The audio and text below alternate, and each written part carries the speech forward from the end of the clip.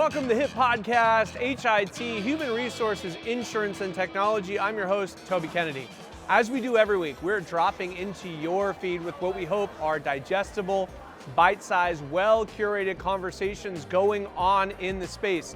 This week's episode will be no exception. This week, we are getting into my talk live from the stage. We are here at the CAHR on the floor filming, and I was the keynote speaker closing out day one. It will be a three-part series. This is part one of my talk from the main stage. This week's episode is brought to you by Montage Insurance Solutions, and without any further ado, let's get into the stage. So I was getting ready for this talk, and I'm leaving the house this morning, and my kid's like, Dad, he's 8. Dad, your talk's gonna be great. Just don't be boring.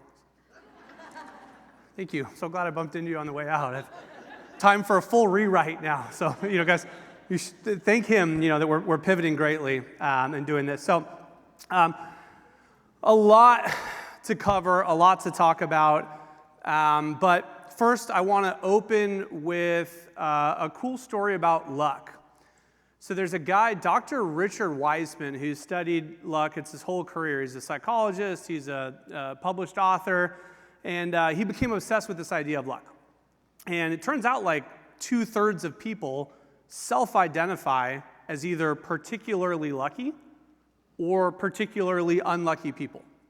And so he runs this advertisement to try to get people that self-identify as lucky or unlucky into his lab. He wants to run an experiment. And what he asked them to do is just count the images in a newspaper. But what's interesting is like 2 or 3 pages in, he took out an advertisement that said, stop counting, there's 43 images in this newspaper. And like a couple pages later, he took out another advertisement. It was like, no, seriously, stop counting, 43 images, and actually mentioned this ad to the proctor, and we'll give you a couple $100. The people that self-identified as lucky people took, on average, a couple seconds to complete this task. The people that had self-identified as unlucky people took, on average, several minutes to complete this task.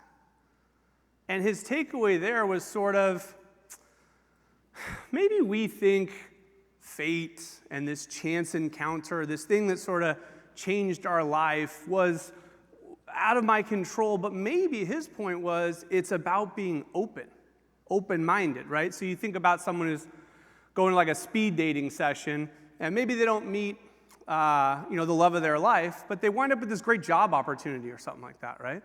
And they look back on their life and they think, well, I was lucky. I wasn't there for that. I was intending to kind of meet my soulmate, but I had this job and it changed my life, right? So point of that story is, maybe sometimes not being so myopically focused, so sure that this is here what I'm here to look at. When we back up, that tends to be something that follows quote unquote lucky people. And when I talk about luck, I sometimes use the analogy of like the roulette wheel. And when you think about the roulette wheel, it's mainly just reds and blacks, right? It's kind of like 50-50. You think to yourself, well, if it was just 50-50, why would a casino have this, right? I have to have it take up space. I presumably have to pay somebody to operate the machine. You need to keep the free drinks flowing, baby. Like, why would I have this machine that over time, on average, I'm basically just paying out as much as I take in? And one of the differences with the roulette wheel, when I looked this up, I'm like, what's going on there? You look at house edge. Games like Baccarat and Blackjack have what they call a 1% house edge. Roulette's got like a 5% house edge. It's one of the more profitable games, and one of the things that makes the difference is the zeros and double zeros.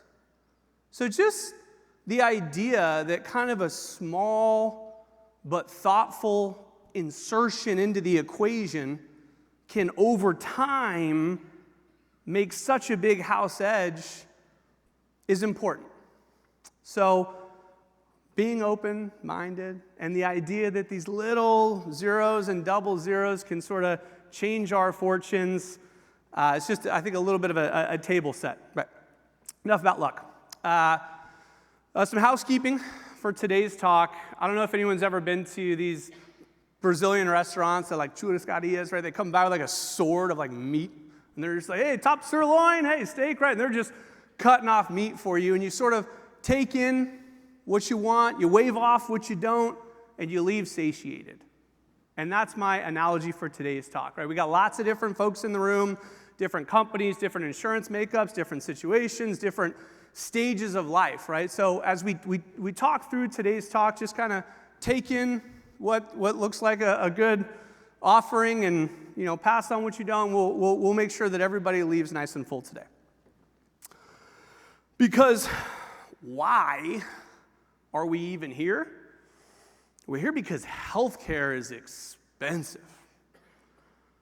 Healthcare is like a sixth of the American economy. And behind payroll, the benefits are typically like a top 1, 2, 3 expense for our company. Our business that we're here to represent spends a lot of money on the benefits. And besides even the business part of it, there's the do the right thing part, right? I grew up with a single mom. You got the single mom on your plan. If we can do a good job and get the payroll deductions lower, get the deductible, get that person's expenses lower, get them better access to health care, we're doing the right thing. Most Americans have access to health care through their employer. So if you're looking to impact the cost of health care in America, starting with the employer plan, it's a good place to start. So we got the business rationale, we got the do the right thing rationale. We also might have some obligation to do as well as we can, right? Under ERISA, and interestingly, there's this Johnson & Johnson lawsuit coming out, but plan administrators, class action lawsuits coming down the pike to say, hey, under ERISA, do you have a duty to act with skill and diligence and prudence that someone in a similarly situated situation might do? So wondering whether or not we kind of have to do better on the benefits, knowing how expensive they are for the company, knowing that there's kind of the right thing. That's my table set on kind of why we're here in the first place. And before I get into tangible, actionable takeaways that you can leave with, I want to start with just a couple of concepts to keep in your head that will underpin everything you do in healthcare for the rest of your career. A couple of key concepts that will underpin everything. And it starts with risk.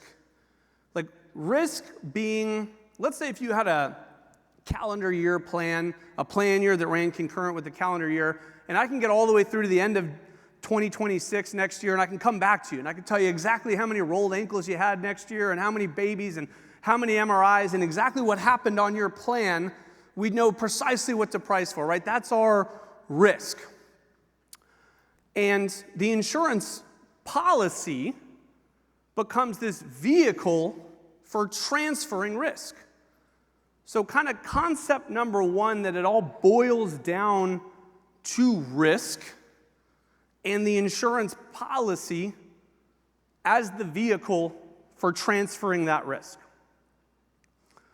Because let's look at the next concept that I want us to keep in mind, the pricing of that risk. Absent the ability to actually come back in time and tell you precisely what happened in your plan year in 2026, we have models, right? And if I could run 1 million simulations for you to figure out what's going to happen with your claims next year, we've got a graph of each simulation, right? In the bottom left of the graph, you've got stuff that's not very expensive, right? Nobody uses the benefits all year long. That's great. It's also not very likely, right? And when we get to the other side, in the bottom right, we've got stuff that's extremely expensive. Everyone using the benefits left, right, and center, also not very likely. So if I ran 1 million scenarios of how your year would turn out, you're probably going to end up somewhere around here. Where you go, okay, this is give or take the year I'm going to have from a risk standpoint. The insurance companies who you go to and you go, hi, I've got my little cart here for the risk. I want to put it in and I want to give it to you. And they go, that's great. Give me that risk. And you go, good. What are you going to charge me? They go, we're going to charge you for this scenario. And you're like, Yeah, but that's not likely to happen. They go, oh, I know. I've looked at the data, and you're going to end up here. But this is what we price you for. And obviously they have to, because if anything happens sort of right of that, they have to have some money in reserve. So I'm not faulting them for doing it, but when we think about the concept of if I'm going to transfer risk, the insurance companies are never going to price me for what's likely to happen. They're going to, although I might look to end up here in the blue, they're pricing me something that's down market from a likelihood standpoint. It's less likely to happen. It's also much more expensive as I move across the x-axis on expense. So that margin exists anytime I'm going to give an insurance company my risk. And when we think about risk that's our claims. Claims, when we're trying to express them, they're kind of just two things. How much and how many, right? How much does the MRI cost? And how many people are going to get an MRI next year? Those are my claims, my how much and my how many.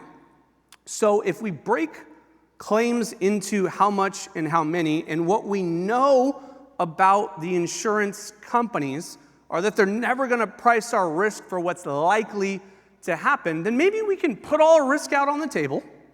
We can be thoughtful about the design of our group benefits so that we're not overpaying where we don't need to, because we want to be good stewards of sitting in the chair of our benefits. So as we look to sort of allocate the risk, who's going to take what am I going to ultimately put back in my little risk box to give into the cart to push over to the insurance company, that where I've arrived at pricing that I think is the right mix of risk. I'm not just giving it all away, I'm looking at it thoughtfully to see the risk and the pricing. And who ends up holding what part of the risk. And we can do this very easily in the fully insured space, right? Things like HSAs, health savings accounts, HRAs, health reimbursement arrangements, or MERPs, medical expense reimbursement programs. And I'm going to focus this segment on MERPs, and I'll tell you why.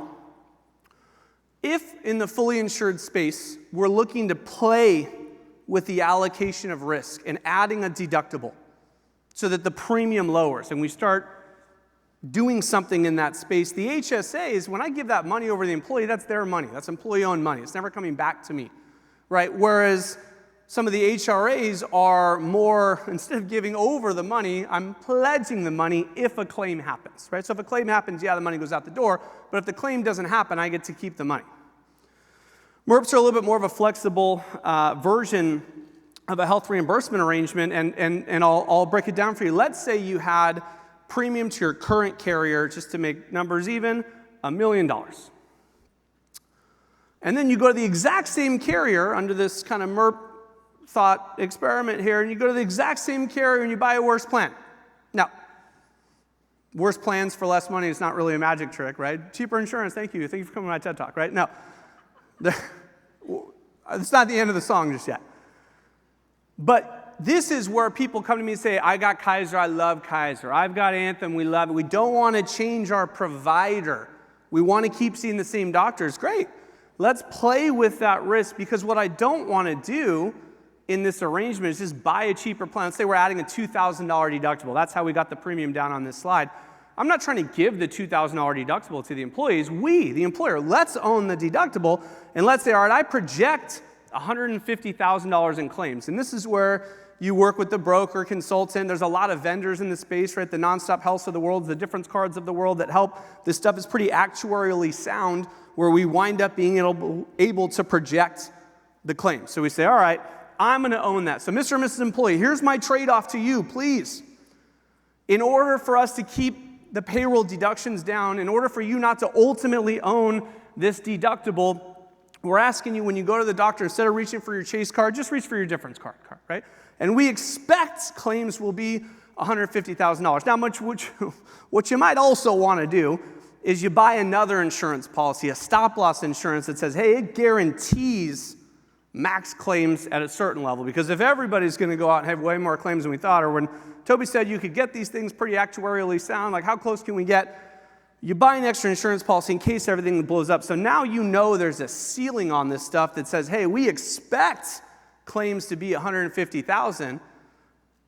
But if there's another 75K, now an insurance company owns that, right? So when I look at my claims, they're going to be somewhere between 0, although probably not 0, and 225, although probably not 225, but certainly not more than 225 because I put an insurance company on the hook. I expect it to be about 150. In other words, all in, now I've got my premium, fixed costs, and my expected claims. I think I'm going to land somewhere between 875 and 950.